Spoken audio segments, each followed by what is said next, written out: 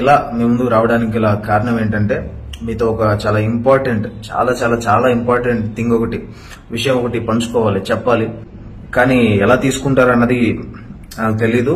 కానీ విషయం ఏంటంటే నేను ఏదైతే గత కాలం ఫిబ్రవరి 20వ తారీఖున నాకు దేవుడు కనిపించాడు, యేసు కనిపించాడని చెప్పానో ఆ విషయం మొత్తం కూడా అదంతా కూడా పూర్తిగా అవాస్తవం.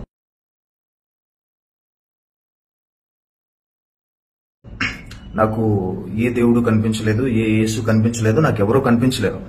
అది కావాలని ఉద్దేశపూర్వకంగా చేసినటువంటి వీడియో. అది కావాలని ఉద్దేశపూర్వకంగా కొన్ని కారణాల చేత చేయబడినటువంటి వీడియో.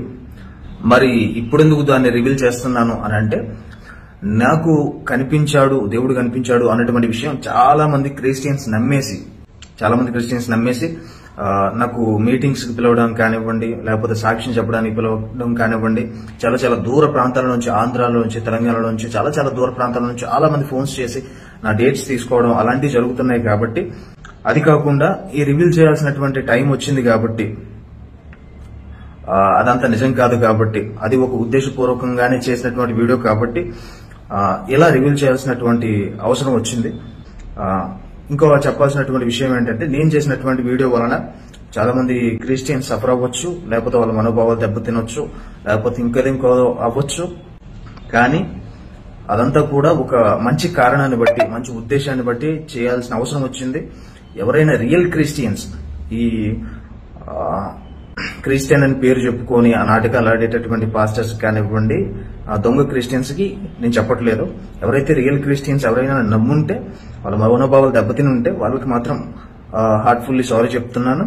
మరి మీలో చాలా మందికి డౌట్స్ ఉండొచ్చు, అసలు మరి ఎందుకు ఆ వీడియో చేసావు, కారణం ఏంటి అని అంటే, అది ఆ యొక్క వీడియో చేయడానికి కారణాలు ఏంటి అన్నవి త్వరలోనే ఒక మంచి ప్లాట్ఫామ్ ద్వారా నేను అసలు ఎందుకు ఆ వీడియో చేయాల్సి వచ్చింది, ఎందుకు చేశాను, ఇన్ని రోజులు దాన్ని ఎందుకు హోల్డ్ చేసి పెట్టాను, ఎంతమంది నమ్మకాలతోటి ఎందుకు ఆడుకున్నావు అన్నట్టుగా మాట్లాడేవారు ఉంటారు. కాబట్టి వారికి కూడా సమాధానం చెప్పేలా నేను ఒక మంచి ప్లాట్ఫామ్ నుంచి తప్పకుండా మీకు ఆ విషయాన్ని ఎందుకు చేయాల్సి వచ్చింది అన్నటువంటి విషయాన్ని కూడా నేను మీకు తెలియజేస్తాను. అప్పటి వరకు కూడా ఓపిక పట్టండి. సెలవు తీసుకుంటున్నాను. బాయ్. ప్రభు నాతో మాట్లాడాడు, స్వయంగా నేను విన్నా, నా కళ్ళతో నేను చూశాను. ఇంతకుమించి ఏం చెప్పుకోలేకపోతున్నా. నీకు ఏసై కనపడ్డా? నాకు చాలా ఆనందంగా ఉంది. ఏసై నీకు కనపడ్డాడు. ఎంతకాలం మనం యథార్థంగా సేవలు చేసుకుంటాం.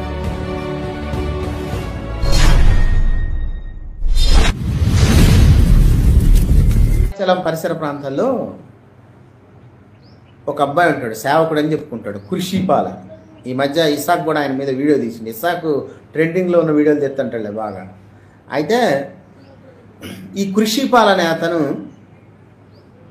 సేవకుడట. 18 సంవత్సరాలకే సేవకుడు అయిపోదాం అనుకున్నాడు. 18 సంవత్సరాలంటే ఆడికి ఏం తెలుస్తుంది? ఆడికి ఏం తెలుస్తుందా? 18 సంవత్సరాలకి సేవకుడు అయిపోయాడట. సేవా జీవితంలోకి వచ్చాడట. వాళ్ళ అమ్మ వాళ్ళు క్రైస్తవులట. అదేవిధంగా వాళ్ళ నాన్న కూడా క్రైస్తవుడిగా మారాడట. ఇలా వచ్చిన ఈ కృషిపాలు ఏం చేశాడంటే, కొన్ని రోజుల తర్వాత క్రిస్టియానిటీలో ఉన్నాడు, దేవుడు పాటలు పాడాడు, యేసయ్యా నువ్వే నాకు ఆరాధన అని అన్ని పాటలు పాడాడు. పాటలు పాడిన కొన్ని రోజుల తర్వాత ఏం చేశాడంటే, దేవుళ్ళలోంచి బయటకు వచ్చేసాడు. బయటికి ఎప్పుడైతే వచ్చేసాడో శివశక్తి కరుణాకర్ ఉన్నాడు కదా, ఆ కరుణాకర్ పిలిపించుకొని ఒక ఇంటర్వ్యూ చేశాడు. నువ్వు ప్రభువుని నమ్మావు కదా, ఇప్పుడు నువ్వు చీకట్లోంచి వెలుగులోకి వచ్చావు, నువ్వు ఆ దరిద్రం మాఫియాలోంచి నువ్వు బయటకు వచ్చావు అని చెప్పుకుంటూ ఆయన క్వశ్చన్లు వేసిండు ఆ పిల్లోడిని.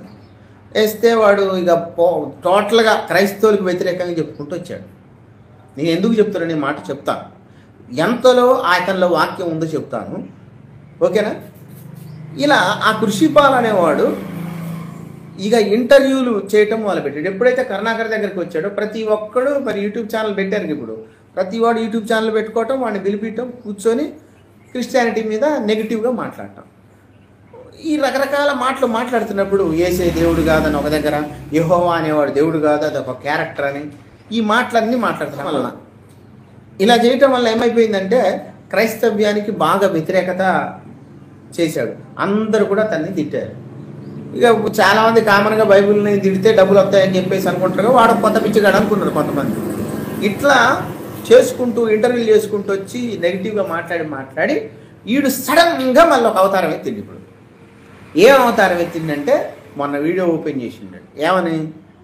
ఏడ్చుకుంటా, నేను క్రైస్తవ్యాన్ని బాగా దూషించాను, క్రైస్తవ్యంని నేను చాలా బాధ పెట్టాను, క్రైస్తవులందరినీ, పాస్టర్లని, దేవుణ్ణి అందరినీ. యేసు ప్రభు నాకు కనపడ్డాడు, నాతో మాట్లాడి నువ్వు నన్ను అవమానించావని యేసు ప్రభు అన్నాడు అని ఏడ్చుకుంటూ ఒక వీడియో పెట్టాడు. ఎంతనే వీడియో పెట్టంగానే ఇక్కడ లోకల్లో మనకి ఇసాకన్న తెలుసు కాబట్టి ఇసాకన్న వెంబట కృషిపాలకి అభినందనని పెట్టేసిండు, అయిపోయింది. దాని వెనక ముందు ఏమిటో తెలుసుకోవద్దా? ఇసాక తెలుసుకునేది లేదు.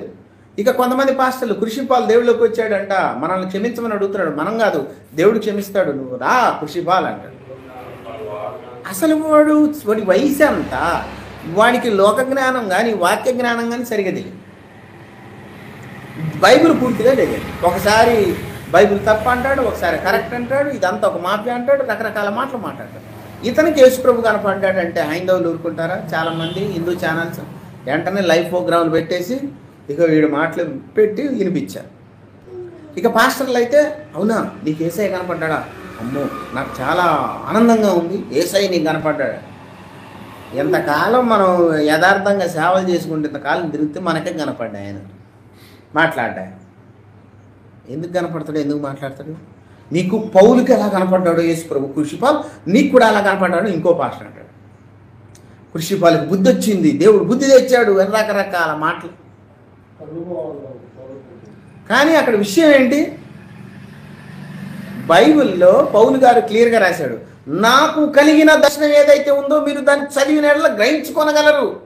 ఏమైనా గ్రహించుకోవాలి చదివిన తర్వాత? ఇదిగో ఇతనికి ఈ భక్తుడి జీవితంలో ఇలా జరిగింది, ఈ భక్తుడు కొన్ని పత్రికలు రాయటానికి అవకాశం వచ్చింది, ఈరోజు ఆ పత్రికలు చదివి మనం మారుతున్నాం. పరిపూర్ణమైన జ్ఞానం బైబిల్ ఇచ్చేసాడు కదా. ఇంకా కొత్తగా కనపడి నీకొక గ్రంథం, వాడికొక గ్రంథం, వీడికొక గ్రంథం ఇస్తాడు యేసు ప్రభు. ఇదే పని ఆయనకి. అంటే ఒక బైబిల్పై సరైన అవగాహన లేని ఉండేది. గత వారం మీరు వెళ్ళిన తర్వాత ఇక్కడే ఒక వీడియో చేశాను, మీరు చూసారో లేదు, మేసాల గురప్ప గురించి అందరు తిట్టడమే. అసలు మేసాల గురప్పని ఎందుకు తిట్టడం? మేసాల గురప్పకు వాక్యం తెలుసా? తెలియదు. ఆయన తిడితే ఏమొస్తుంది? అసలు చాలా మంది ఉన్నారు అలా. అసలు క్రీస్తు మరణంపై క్లారిటీ లేని వాళ్ళు ఉన్నారు, బైబిల్పై సరైన అవగాహన లేని వాళ్ళు ఉన్నారు. సో క్రైస్తవం అనేది భిన్న రకాల బోధలు, సిద్ధాంతాలతో నిండటం వల్ల స్థిరంగా వాళ్ళు లేరు, విశ్వాసులు లేరు. ఈరోజు మన దగ్గర కూడా మన విశ్వాసులైనా ఏ విశ్వాసులైనా చూడండి, కరెక్ట్గా దేవుళ్ళు ఉన్నారేమో చూసుకోండి, ఉండరు. వాక్యానుసారంగా ఉండరు, వాక్యానుసారంగా నిలబడలేరు. సో ఇతను ఈ విధంగా చెప్పటం అనేది మనం ఆలోచిస్తే యేసు ప్రభు ఇప్పుడు కనపడి ఎవరితో మాట్లాడు. ఒకవేళ పౌలు గారికి యేసు ప్రభు కనపడి మాట్లాడగా, ఇప్పుడు పౌలును వెంబడించిన తిమోతి కానీ, తీతు కానీ, తర్వాత అలెగ్జాంద్రను విధ్వంసుడు ఉన్నాడు ఒక ఆయన లేఖనంలో, అతనికి కానీ, ఇంకా కొంతమందికి వాళ్ళకి ఎవరికి కనపడలేదు. ఎందుకని యేసు ప్రభు? పోనీ వాళ్ళు ఏమన్నా సాక్ష్యం ఇచ్చారా? ఇట కూడా ఆలోచించాలి కదా. వీళ్ళెవ్వరు ఆనాడు పౌరుకి కనపడిన తర్వాత మళ్ళీ ఎవరికి కనపడకుండా డైరెక్ట్గా ఈయన కనపడేశాడు. ఈయనకి కొంతమంది పాస్టర్లకి పిచ్చి, ఒక్కొక్కడికి ఒక పిచ్చి ఉంటుంది. యేసు ప్రభు వచ్చేటప్పుడు వచ్చి నాతో మాట్లాడతాడు పక్కన కూర్చొని అంటే ఇది ఎంత తప్పది? దాన్ని పిచ్చి అంటారు, మానసిక రోగం అంటారు. ఈ కృషిపాలు చెప్పేది నిజమా అబద్ధమా కూడా తెలియదు దేవుడికి. సో ఇష్టం వచ్చినాడు తిట్టడం దేవుడిని, తర్వాత నాకు దేవుడు కనపడ్డాడు, నాకు క్షమించండి అని అన్నాడు. అంటే కాన్స్టెంట్ లేదు, స్థిరంగా లేడు విశ్వాసంలో. సో ముందు వాక్యం నేర్చుకోండి. ఏం నేర్చుకోకుండా బోధకులు కావద్దు అని అంటాను. అందుకే నేను ఏం తెలియకుండా బోధకులు కావద్దు, ఏం తెలుసుకోకుండా క్రైస్తవులుగా మారద్దు, ఏం తెలుసుకోకుండా చర్చికి రావద్దు దయచేసి. అన్నీ తెలుసుకొని అన్ని రకాలుగా మంచిగా ఉండి విశ్వాస జీవితాన్ని కరెక్ట్గా కొనసాగిస్తేనే చర్చికి రావాలా, పోవాలి. ఎందుకు రాదానికి ఎందుకు చర్చి? అవునా కదా? బైబిల్ పట్టుకున్నామంటే దాని అంతు తేల్చాలి, అంత నేర్చుకునేది ఉంది బైబిల్.